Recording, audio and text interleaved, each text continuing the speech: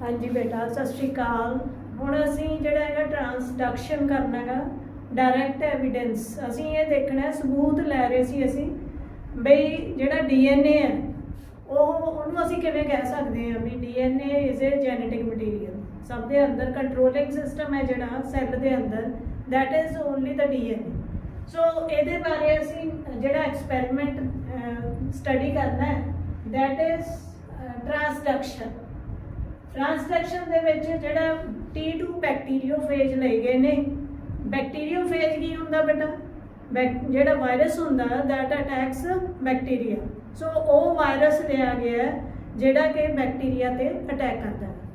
ਸੋ ਇੱਥੇ ਜਿਹੜਾ ਹੁਣ ਅਸੀਂ ਦੇਖਦੇ ਹਾਂ ਈ ਕੋਲਾਈ ਬੈਕਟੀਰੀਆ ਲਿਆ ਗਿਆ। ਈ ਕੋਲਾਈ ਬੈਕਟੀਰੀਆ ਜਿਹੜਾ ਸਾਡੇ ਅੰਦਰ ਵੀ ਰਹਿੰਦਾ ਹੈਗਾ, ਕਮੈਂਸਲਿਜ਼ਮ ਕਰਦਾ ਸਾਡੇ ਨਾਲ ਤੇ ਸਾਨੂੰ ਬਹੁਤ ਬੈਨੀਫਿਟ ਹੁੰਦਾ ਲਾਰਜ ਇੰਟੈਸਟਾਈਨ ਦੇ ਵਿੱਚ। ਏਡੀ ਹਰਸ਼ੇ ਐਂਡ ਮਾਰਥਾ ਚੇਜ਼ ਨੇ ਐਕਸਪੈਰੀਮੈਂਟ ਕੀਤਾ ਤੇ ਇਹਨਾਂ ਨੇ ਦੋ ਜਿਹੜੇ ਹੈਗੇ ਨੇ सल्फर ते फॉस्फोरस रेडियो एक्टिव लए नेगे 1952 ਦੇ ਵਿੱਚ ਐਕਸਪੈਰੀਮੈਂਟ ਕੀਤਾ ਤਾਂ ਇੱਥੇ ਸਲਫਰ ਜਿਹੜੀ ਹੈਗੀ ਹੈ that is radio active sulphur that is 35 ਤੇ ਫਾਸਫੋਰਸ ਦਾ ਜਿਹੜਾ ਆਈਸੋਟੋਪ ਲਿਆ ਗਿਆ ਦੈਟ ਇਜ਼ 32।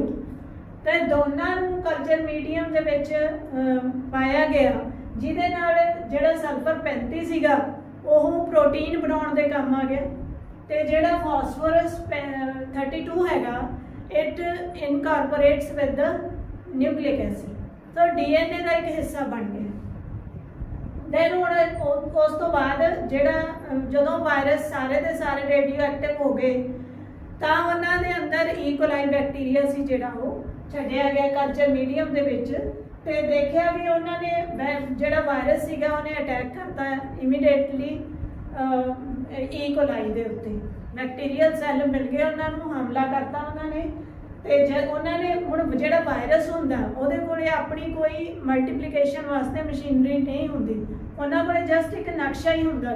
ਜੇ ਤੁਸੀਂ ਦੇਖੋ ਨਕਸ਼ਾ ਜਿਵੇਂ ਤੁਹਾਡੇ ਘਰ ਦਾ ਨਕਸ਼ਾ ਹੈਗਾ ਤਾਂ ਬਾਕੀ ਜਿਹੜਾ ਸਮਾਨ ਹੈ ਉਹਨੂੰ ਬਿਲਡਿੰਗ ਨੂੰ ਬਣਾਉਣ ਵਾਸਤੇ ਉਹ ਵਾਇਰਸ ਕੋਲੇ ਨਹੀਂ ਹੈ। ਉਹ ਲੈਣ ਵਾਸਤੇ ਉਹ ਆਪਣੀ ਪ੍ਰੋਜੈਨੀ ਬਣਾਉਣ ਵਾਸਤੇ ਕਿਉਂਕਿ ਨਕਸ਼ਾ ਕੀ ਹੈ ਸੀਕੁਐਂਸ ਹੈਗਾ ਨਿਊਕਲੀਓਟਾਈਡਸ ਦਾ। ਸੋ ਉਹ ਨਕਸ਼ਾ ਜਿਹੜਾ ਹੈਗਾ ਅੰਦਰ ਭੇਜ ਦਿੰਦਾ ਬੈਕਟੀਰੀਅਲ ਸੈੱਲ ਦੇ ਅੰਦਰ। ਉਹਨੇ ਆਪਣਾ ਜੋ ਵੀ ਹੈਗਾ ਉਹ ਭੇਜਤਾ DNA ਤੇ ਉੱਥੇ ਜਿਹੜਾ ਹੈਗਾ ਬੈਕਟੀਰੀਆ ਦੇ ਜਿਹੜਾ ਕ੍ਰੋਮੋਸੋਮ ਹੈਗਾ ਉਹਦੇ ਨਾਲ ਜੁੜ ਕੇ ਉਹਦੀ ਮਸ਼ੀਨਰੀ ਜਿਹੜੀ ਹੈਗੀ ਆ ਸਾਰੀ ਯੂਜ਼ ਕਰਕੇ ਇਹਨੇ ਆਪਣੇ ਜਿਹੜੇ ਹੈਗੇ ਨੇ ਅੱਗੇ ਡਾਟਰ ਵਾਇਰਸ ਨੇ ਜਿਹੜੇ ਉਹ ਤਿਆਰ ਕਰ ਲਏ।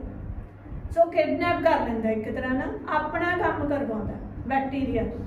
ਤੋ ਇੱਥੇ ਜਿਹੜਾ ਹੈਗਾ ਇੱਥੇ ਜਿਹੜਾ ਦੇਖੋ ਸਲਫਰ 35 ਵਾਲਾ ਜਿਹੜਾ ਹੈ ਉਹ ਨਾਨ ਰੇਡੀਓ ਐਕਟਿਵ DNA ਬਣਿਆ ਤੇ ਦੂਸਰੇ ਪਾਸੇ ਜਿਹੜਾ ਫਾਸਫੋਰਸ ਸੀਗਾ ਉਹ ਰੇਡੀਓ ਐਕਟਿਵ DNA ਉਹਦੇ ਵਿੱਚ ਪ੍ਰੈਜ਼ੈਂਟ ਹੈਗਾ। ਹੁਣ ਉਸ ਤੋਂ ਜਦੋਂ ਅਸੀਂ ਅੱਗੇ ਸਟੱਡੀ ਕਰਦੇ ਹਾਂ ਤਾਂ ਦੇਖਦੇ ਹਾਂ ਲੇਬਲਡ ਤੇ ਅਨਲੇਬਲਡ ਜਿਹੜੇ ਬੈਕਟੀਰੀਓਫੇਜ ਮਿਲਦੇ ਨੇ। ਲੇਬਲਡ ਮੀਨਸ ਬੱਚਿਓ ਲੇਬਲ ਲਾ ਦਿੰਦੇ ਹਾਂ ਅਸੀਂ ਪਹਿਚਾਣ, ਠੀਕ ਹੈ ਨਾ। ਤਾਂ ਜਦੋਂ ਅਸੀਂ ਕਿਸੇ ਦੀ ਪਹਿਚਾਣ ਕਰਨੀ ਹੈ ਤਾਂ ਉੱਥੇ ਅਸੀਂ ਇੱਕ ਸਟਿੱਕਰ ਲਾ ਦਿੰਦੇ ਹਾਂ ਲਿਖ ਕੇ, ਪਰ ਇੱਥੇ ਤਾਂ ਲਿਖਿਆ ਨਹੀਂ ਜਾ ਸਕਦਾ। ਫਿਰ ਇੱਥੇ ਕੀ ਕੀਤਾ ਜਾ ਸਕਦਾ? ਰੇਡੀਓ ਐਕਟਿਵ ਤੱਤ ਨੇ ਜਿਹੜੇ ਆਈਸੋਟੋਪਸ ਨੇ ਉਹੀ ਭੇਜੇ ਜਾਂਦੇ ਨੇਗੇ। ਸੋ ਉਹ ਹੈਵੀ ਹੋਣ ਕਰਕੇ ਟੁੱਟ ਜਾਂਦੇ ਨੇ ਤੇ ਕਿਰਨਾਂ ਛੱਡਦੇ ਨੇ ਤੇ ਉਹ ਚਮਕਦੇ ਨੇ। ਤਾਂ ਇੱਥੇ ਇਹਨਾਂ ਦੀ ਪਹਿਚਾਣ ਆ ਵੀ ਉਹ ਕਿੱਧਰੋਂ ਕਿੱਧਰ ਨੂੰ ਗਏ, ਕਿਹਦੇ ਨਾਲ ਜੁੜੇ ਕਿ ਫਿਰ ਪਤਾ ਲੱਗਦਾ। ਸੋ ਸਲਫਰ ਸੀ ਜਿਹੜਾ ਉਹ ਤਾਂ ਬਾਹਰ ਹੀ ਰਹਿ ਗਿਆ। ਤੁਸੀਂ ਦੇਖਦੇ ਹੋ ਆਟਾ ਛਾਣਦੇ ਹੋ ਤੇ ਜਿਹੜਾ ਉਹਦਾ ਖੋਲ ਹੈਗਾ ਜਿਹੜੇ ਛਿਲਕੇ ਹੈਗੇ ਨੇ ਦਾਲਾਂ ਦੇ ਛਿਲਕੇ ਹੈਗੇ ਨੇ ਜੇ ਅਸੀਂ ਭਿਉਂ ਦਈਏ ਤਾਂ ਉਹ ਉੱਪਰ ਤੈਰ ਜਾਂਦੇ ਨੇ। ਦੁੱਧ ਰਿੜਕਦੇ ਆ ਫੈਟਸ ਹਲਕੀਆਂ ਨੇ ਉੱਤੇ ਆ ਜਾਂਦੀਆਂ ਨੇ ਤੇ ਦੂਸਰਾ ਜਿਹੜਾ ਭਾਰਾ ਹੈਗਾ ਜੋ ਵੀ ਮਟੀਰੀਅਲ ਉਹ ਹੇਠਾਂ ਰਹਿ ਜਾਂਦਾ। ਸੋ ਇੱਥੇ ਵੀ ਜਿਹੜਾ ਉਹਦਾ ਖੋਲ ਹੈ ਬਾਹਰਲੀ ਕਵਰਿੰਗ ਹੈ ਕੈਪਸਿਡ ਹੈ ਜਿਹੜਾ ਵਾਇਰਸ ਦਾ ਉਹ ਬਾਹਰ ਹੀ ਰਹਿ ਜਾਂਦਾ ਤੇ DNA ਅੰਦਰ ਜਾਂਦਾ। ਤਾਂ ਹੁਣ ਇੱਥੇ ਜਦੋਂ ਇਹਨਾਂ ਨੂੰ ਬੈਕਟੀਰੀਓਫੇਜਸ ਜਿਹੜੇ ਨਵੇਂ ਸੀਗੇ ਨਿਊਲੀ ਬੌਰਨ ਸੀ ਜਿਹੜੇ ਉਹਨਾਂ ਨੂੰ ਫਿਰ ਸ਼ੇਕ ਕੀਤਾ ਗਿਆ ਲੈ ਕੇ 10,000 RPM ਰੈਵੋਲੂਸ਼ਨ ਪਰ ਮਿੰਟ ਇਹਦੇ ਹਿਸਾਬ ਨਾਲ ਉਹਨਾਂ ਨੂੰ ਘੁਮਾਇਆ ਗਿਆ। ਘੁਮਾਉਣ ਦੇ ਨਾਲ ਦੁੱਧ ਰਿੜਕਣ ਵਾਂਗੂ ਅਲੱਗ-ਅਲੱਗ ਹੋ ਜਿਹੜਾ ਕੋਲ ਸੀ ਉਹ ਅਲੱਗ ਹੋ ਗਿਆ, ਜਿਹੜਾ DNA ਮਟੀਰੀਅਲ ਹੈਗਾ ਉਹ ਅਲੱਗ ਹੋ ਗਿਆ। ਹੁਣ ਉਹਨਾਂ ਨੂੰ ਜਦੋਂ ਦੇਖਿਆ ਗਿਆ ਤਾਂ ਇਹਦੇ ਅੰਦਰ ਜਿਹੜਾ ਸਲਫਰ ਹੈ, ਸਲਫਰ ਵਾਲੇ ਦੇ ਵਿੱਚ ਜਿਹੜਾ रेडियो एक्टिव पदार्थ है वो सुपरनेटेंट ऊपर जिहड़ा तैर रहा है वो प्रोटीन है, वो जिहड़ा हैगा रेडियो एक्टिव, जदों कि डीएनए दे विच जिहड़ी हैगी है रेडियो एक्टिविटी नहीं है। पर दूसरे पासे जिधर फास्फोरस पाया आइसोटोप ਉਹਦੇ ਵਿੱਚ ਕੀ है भी ਜਿਹੜੇ ਪੈਲੇट्स ਸੀਗੇ ਜਿਹੜਾ ਹੇਠਾਂ है डीएनए थल्ले बह गया भारा न्यूक्लियोटाइड्स हैगे ने ਤਾਂ ਉਹ ਜਿਹੜੇ ਹੈਗੇ ਨੇ ਨਿਊਕਲਿਕ ਐਸਿਡ ਹੇਠਾਂ ਬੈਠ ਗਏ ਨੇ ਤੇ ਉਹ ਨੈਕਸਟ ਪ੍ਰਜਨਨੀ ਦੇ ਵਿੱਚ ਗਏ ਨੇ। ਨੈਕਸਟ ਅੱਗੇ ਦੀ ਅੱਗੇ ਜਾਣ ਕਰਕੇ ਪੇਰੈਂਟ ਦੀਆਂ ਕਈ ਜਨਰੇਸ਼ਨਸ ਉਹਨਾਂ ਨੇ ਪੈਦਾ ਕੀਤੀਆਂ ਤਾਂ ਅੱਗੇ ਜਾ ਕੇ ਜਦੋਂ ਉਹਨਾਂ ਨੇ ਦੇਖਿਆ ਵੀ ਉਹ ਜਿਹੜਾ ਫਾਸਫੋਰਸ ਸੀਗਾ ਉਹ ਅਗਲੀਆਂ ਪੀੜ੍ਹੀਆਂ ਤੱਕ ਪਹੁੰਚਿਆ, ਜਦੋਂ ਕਿ ਜਿਹੜਾ ਪ੍ਰੋਟੀਨ ਸੀਗਾ ਉਹ ਤਾਂ ਪਿੱਛੇ ਰਹਿ ਗਿਆ।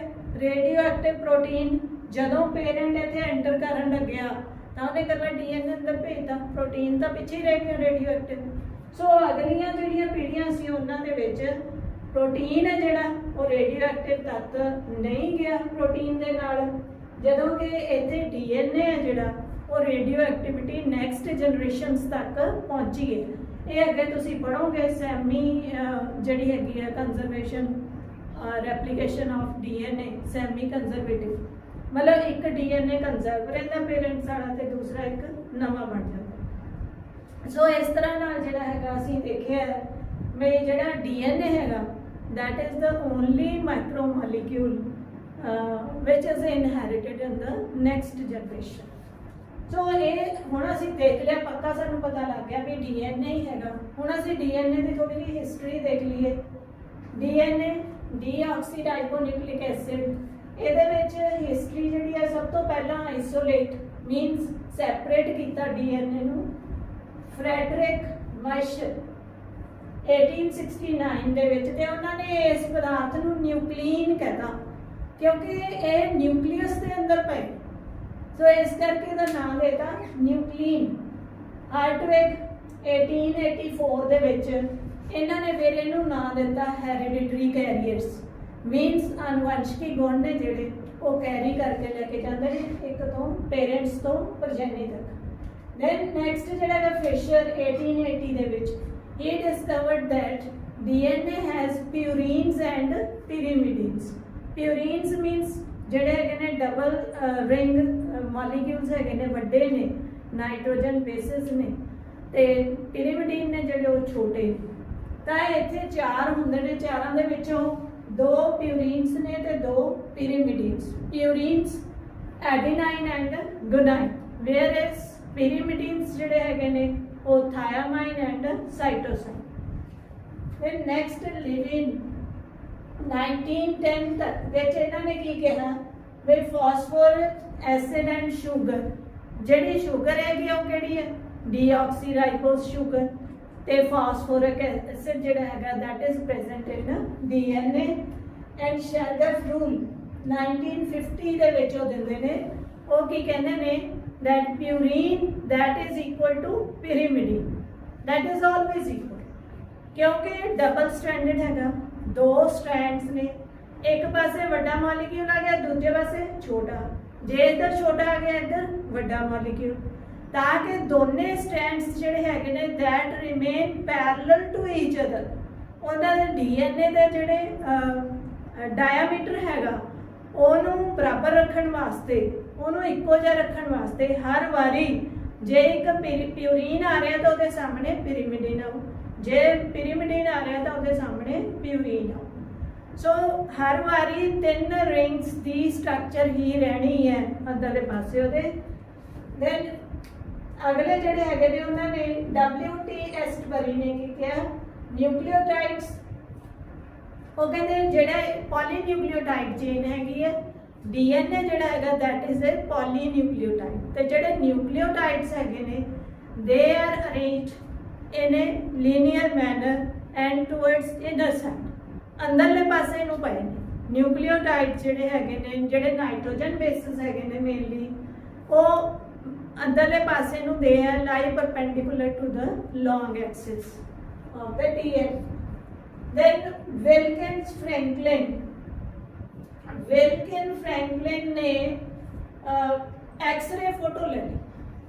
एक्सरे बड़ी फाइन फोटो इन्होंने लई एक्सरे किरणा सिटियां ਉਹਦੇ एक्सरे जिवें आपां एक्सरे करते हैं हड्डियां टुटियां तो सो उन्होंने जो देखा भी डीएनए हेलिकल स्ट्रक्चर है हेलिकल मीनस है घूमिया हुआ सो इस तरह घूम के जिवें गोल पौड़ियां चढ़दियां तुसीं देखियां होणगियां आम ही हुण गोल पौड़ियां ने वो दो ਜਿਹੜੇ ਉਹਦੀਆਂ ਡੰਡੀਆਂ ਹੈਗੀਆਂ ਜਿਨ੍ਹਾਂ ਨੂੰ ਫੜ ਕੇ ਚੜ੍ਹਦੇ ਆ ਆਰਮਸ ਉਹ ਬਰਾਬਰ ਦੂਰੀ ਤੇ ਰਹਿੰਦੀਆਂ ਨੇ ਸਭ ਸੋ ਇਸ ਕਰਕੇ ਇਹ ਵੀ ਸੇਮ ਉਸੇ ਤਰ੍ਹਾਂ ਹੀ ਆ ਇੱਕ ਜਿਹੜਾ ਸੈਂਟਰ 'ਚ ਧੁਰਾ ਹੈਗਾ ਉਹਦੇ ਦੁਆਲੇ ਘੁੰਮਦੇ ਆ ਸੋ ਇੱਥੇ ਵਿਲਕਿਨਸ ਫ੍ਰੈਂਕਲਿਨ ਨੇ ਵੀ ਜਦੋਂ ਫੋਟੋ ਲਈ ਤਾਂ ਉਹਨਾਂ ਨੇ ਦੇਖਿਆ ਵੀ ਡੀਐਨਏ ਹੈਲਿਕਸ ਉਹਦੀ ਜਿਹੜੀ ਵਿਡਥ ਹੈਗੀ ਹੈ ਦੈਟ ਇਜ਼ 2 ਨੈਨੋਮੀਟਰ ਜਿਹੜਾ ਉਹਦਾ ਚੌੜਾਈ ਹੈ जिथे तक वो फैल रहा है दैट इज 2 नैनोमीटर एक टन जिहड़ा एक घेरा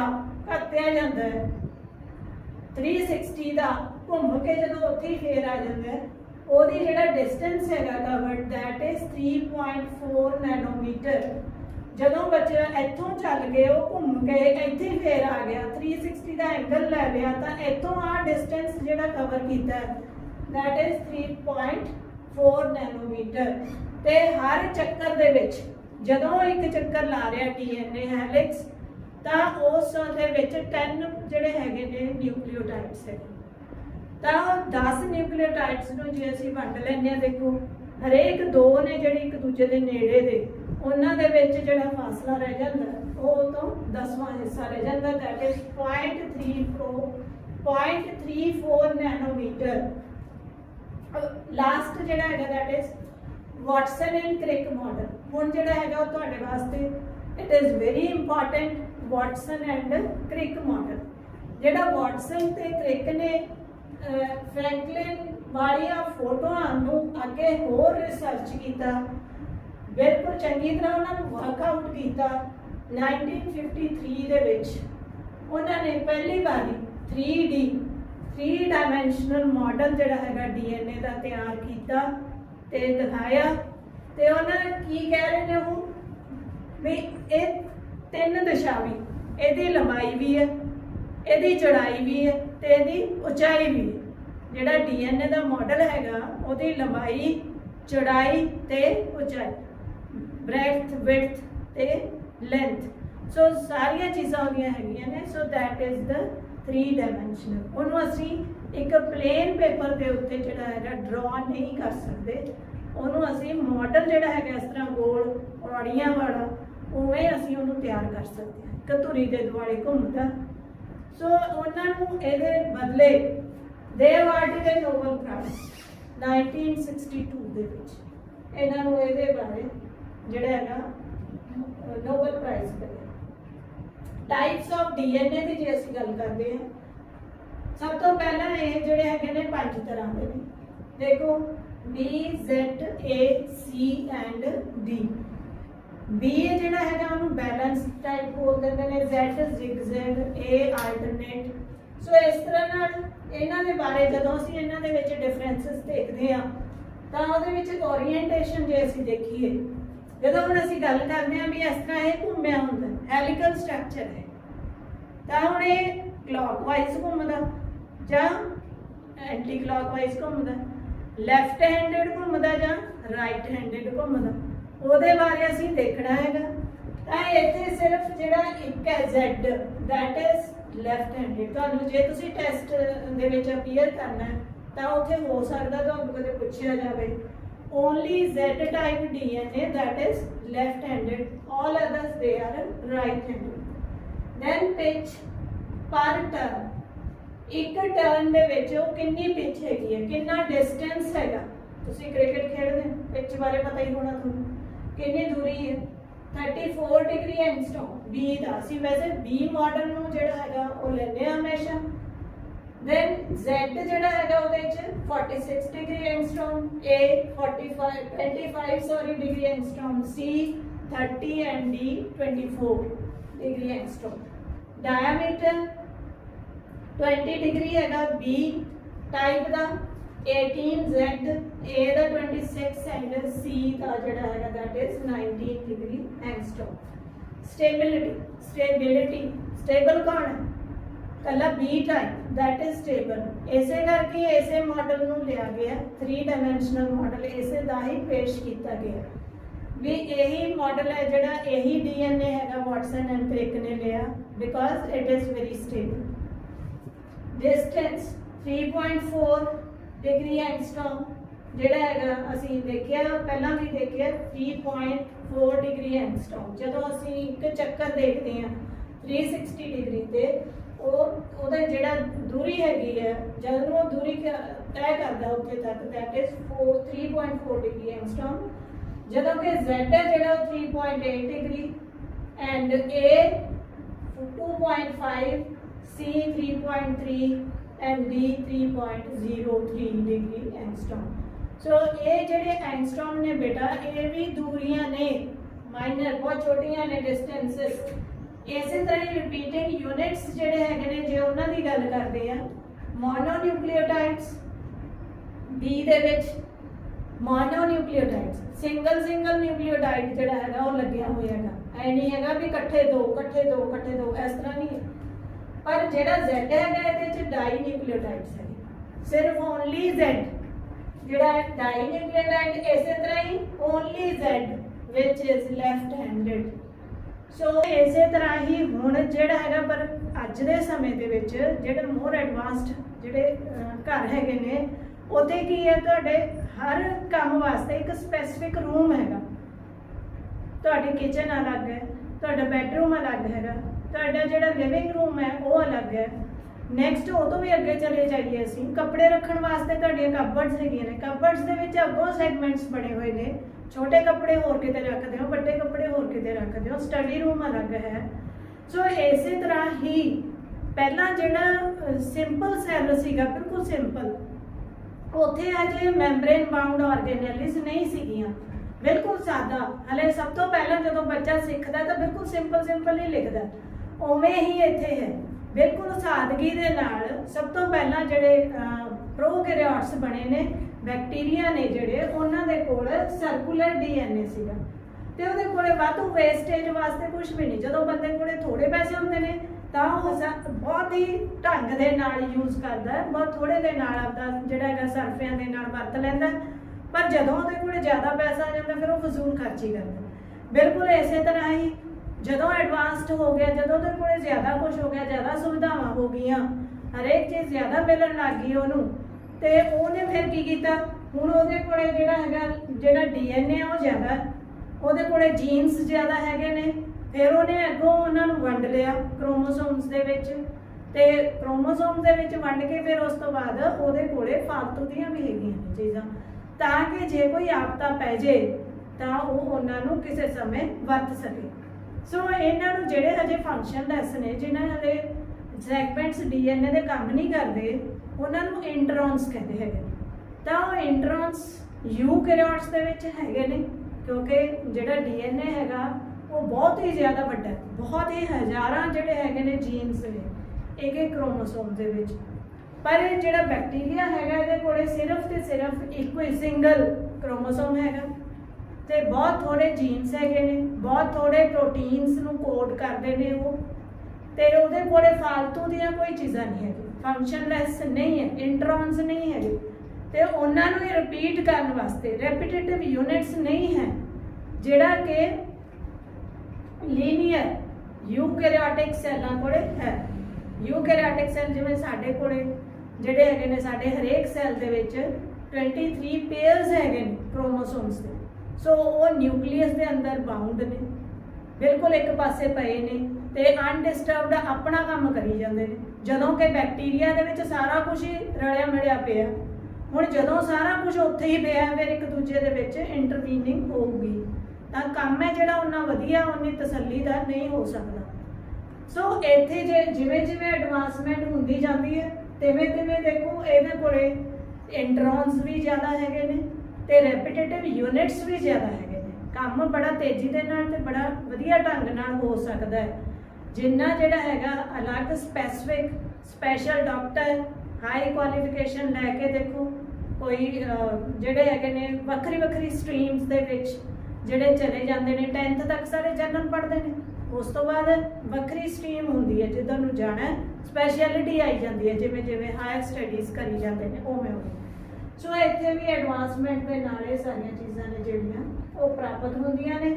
ते ਇਹਦੇ ਵਿੱਚ ਜਿਹੜਾ ਹੈਗਾ ਸਰਕੂਲਰ ਡੀਐਨਏ ਕੋਲੇ ਕੋਈ ਹਿਸਟੋਨਸ ਨਹੀਂ ਹੁੰਦੇ, histones they are absent, where is linear ਦੇ ਕੋਲੇ ਹਿਸਟੋਨਸ ਜਿਹੜੇ ਹੈਗੇ ਨੇ ਉਹ ਰੈਪ ਕਰ ਲੈਂਦੇ ਨੇ ਇਹਨੂੰ, ਕਿਉਂਕਿ ਜਿਹੜਾ ਕ੍ਰੋਮੋਸੋਮ ਹੁੰਦਾ ਉਹ ਬਹੁਤ ਲੰਬਾ ਹੁੰਦਾ। ਸੋ ਉਹਨੂੰ ਗੰਢਾਂ ਦੇ ਦੇ ਕੇ ਆਪਦੇ ਦੁਆਲੇ ਲਪੇਟ ਕੇ ਇਕੱਠਾ ਕਰ ਕਰਕੇ ਛੋਟਾ ਕਰਕੇ ਉਹ ਥੋੜੇ ਜਿਹੇ ਥਾਂ ਦੇ ਵਿੱਚ ਨਿਊਕਲੀਅਸ ਦੇ ਵਿੱਚ ਉਹਨੂੰ ਇਕੱਠਾ ਕਰਕੇ ਰੱਖ ਲੈਂਦੇ ਨੇ, ਤੇ ਜਦੋਂ ਲੋੜ ਪੈਂਦੀ ਹੈ ਫਿਰ ਉਹਨੂੰ ਖੋਲ ਦਿੰਦੇ। then A ਜਿਹੜਾ ਹੈਗਾ A ਤੇ T that is more linear ਦੇ ਵਿੱਚ ਐਡੀਨਾਈਨ ਤੇ ਥਾਇਆਮਾਈਨ ਦੋਨੇ ਜਿਹੜੇ ਹੈਗੇ ਨੇ, ਇੱਕ ਐਡੀਨਾਈਨ ਹੈ ਜਿਹੜਾ that is purine, ਇਹ ਪੇਅਰ ਕਰਦਾ ਹੈਗਾ ਥਾਇਆਮਾਈਨ ਦੇ ਨਾਲ, 2 ਹਾਈਡਰੋਜਨ ਬੌਂਡਸ ਜਿਹੜੇ ਬਣਾਉਂਦੇ ਨੇ, ਤੇ ਇਹ ਮਟੀਰੀਅਲ ਹੈ ਜਿਹੜਾ ਉਹ ਜ਼ਿਆਦਾ ਹੈਗਾ ਦੈਨ GC, G ਹੈ ਜਿਹੜਾ ਗੁਨਾਈਨ that pairs with cytosine, ਇਹ 3 ਹਾਈਡਰੋਜਨ ਬੌਂਡਸ ਦੇ ਨਾਲ ਬਚਦੇ ਨੇ ਆਪਦੇ ਆਪ ਨੂੰ।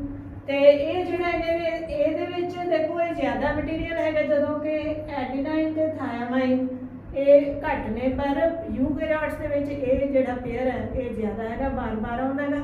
ਇਹਦੇ ਬਾਰੇ ਨੈਕਸਟ ਜਦੋਂ ਆਪਾਂ ਲੈਸਨ ਦੇ ਵਿੱਚ ਪੜਾਂਗੇ ਫਿਰ ਸਾਨੂੰ ਪਤਾ ਲੱਗੂਗਾ ਵੀ ਇਹ ਕਿਸ ਕੰਮ ਆਉਂਦੇ ਨੇ, ਕਿਉਂਕਿ ਇਹ ਦੇਖੋ ਬੌਂਡ 2 ਨੇ, 2 ਹਾਈਡਰੋਜਨ ਬੌਂਡ ਨੇ, ਵੀਕ ਬੌਂਡਸ ਹੁੰਦੇ ਨੇ, ਤੇ ਇਹਦੇ 3 ਨੇ, ਤਾਂ ਇਹ ਜ਼ਿਆਦਾ ਜੀਨਸ ਹੋਣ ਕਰਕੇ ਜ਼ਿਆਦਾ ਸਿਸਟਰੋਨ ਨੇ ਦੇ ਕੋਲੇ ਜ਼ਿਆਦਾ, ਫਿਰ ਇਹਨੂੰ ਖੋਲ੍ਹਣਾ ਪੈਂਦਾ ਥਾਂ ਤੇ।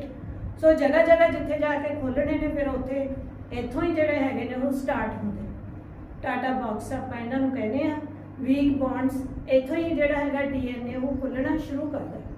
ਸੋ ਇਸ ਕਰਕੇ ਯੂਕੈਰੀਓਟਸ ਦੇ ਵਿੱਚ AT is more, this content is more, whereas circular DNA ਦੇ ਵਿੱਚ G and C is more, ਕਿਉਂਕਿ ਉੱਥੇ ਜਿਹੜੇ ਜੀਨਸ ਨੇ ਉਹ ਬਹੁਤ ਥੋੜੀ ਗਿਣਤੀ ਦੇ ਵਿੱਚ ਨੇ। ਸੋ ਗ੍ਰੇਟਰ ਪਾਰਟ ਇਜ਼ ਫੰਕਸ਼ਨਲੈਸ, ਇਹਦੇ ਵਿੱਚ ਜਦੋਂ ਕਿ ਇਹਦਾ ਜਿਹੜਾ ਜ਼ਿਆਦਾ ਹਿੱਸਾ ਹੈਗਾ ਉਹ ਸਾਰਾ ਫੰਕਸ਼ਨ ਹੀ ਕਰਦਾ ਹੈਗਾ, ਉਹ ਕੰਮ ਹੀ ਕਰਦਾ ਬਗੈਰ ਕੰਮ ਦਾ। ਹੁਣ ਅਸੀਂ ਸ਼ਰਗਫਸ ਰੂਲ ਦੀ ਗੱਲ ਕਰੀਏ, ਜੇ ਸ਼ਰਗਫ ਕੀ ਕਹਿੰਦੇ ਨੇ, ਉਹਨਾਂ ਨੇ ਕਿਹਾ ਵੀ ਐਡੀਨਾਈਨ and ਗੁਆਨਾਈਨ that is equal to thiamine plus cytosine, ਤਾਂ ਇਹ ਦੋ ਨੇ ਜਿਹੜੇ these are large molecules known as purines, double ringed structures, ਤੇ ਇਹ ਵੱਡੇ ਮੋਲੀਕਿਊਲ ਨੇ, ਇਹਨਾਂ ਨੂੰ ਅਸੀਂ purines ਕਹਿੰਦੇ ਆ। ਇਹ ਛੋਟੇ ਮੋਲੀਕਿਊਲਸ ਹੈਗੇ ਨੇ, they are known as pyrimidines, single ringed structure, single ring ਹੈ ਬਸ ਇਹਨਾਂ ਦੀ। ਸੋ ਇਹ ਹਰ ਵਾਰੀ ਇੱਕ ਜਿਹੜਾ ਹੈਗਾ ਡਬਲ ਰਿੰਗ, ਇੱਕ ਸਿੰਗਲ ਰਿੰਗ ਨਾਲ ਜੁੜਦਾ, ਇਹ ਡਬਲ ਰਿੰਗ ਇੱਕ ਸਿੰਗਲ ਰਿੰਗ ਨਾਲ ਜੁੜਦਾ, ਫਿਕਸਡ ਹੈ, ਇਹ ਬਦਲਦਾ ਨਹੀਂ ਬੱਚੇ, ਧਿਆਨ ਰੱਖਿਓ, ਠੀਕ ਹੈ। ਇੱਕ purine that pairs with one pyrimidine। then molar amount ਦੀ ਗੱਲ ਕਰਦੇ ਨੇ, ਮੋਲਰ ਮੋਲਸ ਕੈਮਿਸਟਰੀ ਦੇ ਵਿੱਚ ਪੜ੍ਹੇ ਹੋਣਗੇ ਤੁਸੀਂ, ਗਿਣਤੀ ਉਹ ਹੁੰਦੀ ਹੈ ਮੋਲੀਕਿਊਲਸ ਦੀ। ਇਹ ਜਿਹੜਾ ਹੈਗਾ ਕਿਉਂਕਿ ਹਮੇਸ਼ਾ pairing ਕਰਦਾ with T, so adenine is always equal to thiamine, ਇਹਨਾਂ ਦੀ ਗਿਣਤੀ ਸਦੋਂ ਬਰਾਬਰ ਰਹਿਣੀ ਹੈ। ਸੋ ਇਸੇ ਤਰ੍ਹਾਂ ਹੀ ਜੇ ਅਸੀਂ ਇਹਨੂੰ T ਨੂੰ ਇੱਧਰ ਲੈ ਆਉਂਦੇ ਹਾਂ, ਇਹਦਾ ਰੇਸ਼ੋ ਕੱਢਦੇ ਹਾਂ, A/T is equal to 1, ਸੋ 0 ਨਹੀਂ ਹੋਊਗਾ। then G/C ਇਸੇ ਤਰ੍ਹਾਂ ਹੀ ਬਿਲਕੁਲ ਸੇਮ ਸਿਮਿਲਰ, G ਤੇ G is equal to C, ਕਿਉਂਕਿ ਹਮੇਸ਼ਾ G ਨੇ C ਨਾਲ ਬੌਂਡਿੰਗ ਕਰਨੀ ਹੈ, ਤਾਂ ਜਦੋਂ ਇਹਨਾਂ ਦੀ ਰੇਸ਼ੋ ਕਰਦੇ ਆ that is always 1। Sugar and phosphor ਜਿਹਦੀ ਗੱਲ ਕਰੀਏ ਅਸੀਂ, ਆਰਥੋਫਾਸਫੋਰਿਕ ਐਸਿਡ ਹੁੰਦਾ ਹੈਗਾ, ਤੇ sugar that is deoxyribose sugar, ਇਹ ਦੋਨੇ ਬਰਾਬਰ ਕੁਆਂਟੀਟੀ ਦੇ ਵਿੱਚ ਹੁੰਦੇ ਨੇ। ਜਿੰਨੇ ਮੋਲੀਕਿਊਲਸ ਸ਼ੂਗਰ ਦੇ ਹੋਣਗੇ ਉਨੇ ਹੀ ਮੋਲੀਕਿਊਲਸ ਫਾਸਫੇਟ ਦੇ ਹੋਣਗੇ। then A is equal to T, ਸਦਾ ਹੀ ਅਸੀਂ ਪਹਿਲਾਂ ਕਰ ਲਏ, A is equal to T, G is equal to C, ਇਹ ਸਾਨੂੰ ਪਤਾ ਹੈ, but they are not equal, ਇਹ equal ਨਹੀਂ ਹੈਗੇ, ਇੱਥੇ ਇਹਨੂੰ equal ਨਹੀਂ ਮੰਨਣਾ। ਜਿਹੜਾ AT ਦੀ ਪੇਅਰਿੰਗ ਹੈ ਉਹ ਜ਼ਰੂਰੀ ਨਹੀਂ ਵੀ ਜਿੰਨੇ AT ਦੇ ਪੇਅਰਸ ਆਉਣਗੇ ਉਨੇ ਹੀ G ਤੇ C ਦੇ ਪੇਅਰਸ ਆਉਣਗੇ, ਇਹ ਜ਼ਰੂਰੀ ਨਹੀਂ ਹੈ, ਵੱਧ ਘੱਟ ਹੋਣਗੇ ਹਮੇਸ਼ਾ ਹੀ। ਇਟ ਜਿਹੜਾ ਹੈਗਾ vary from species to species.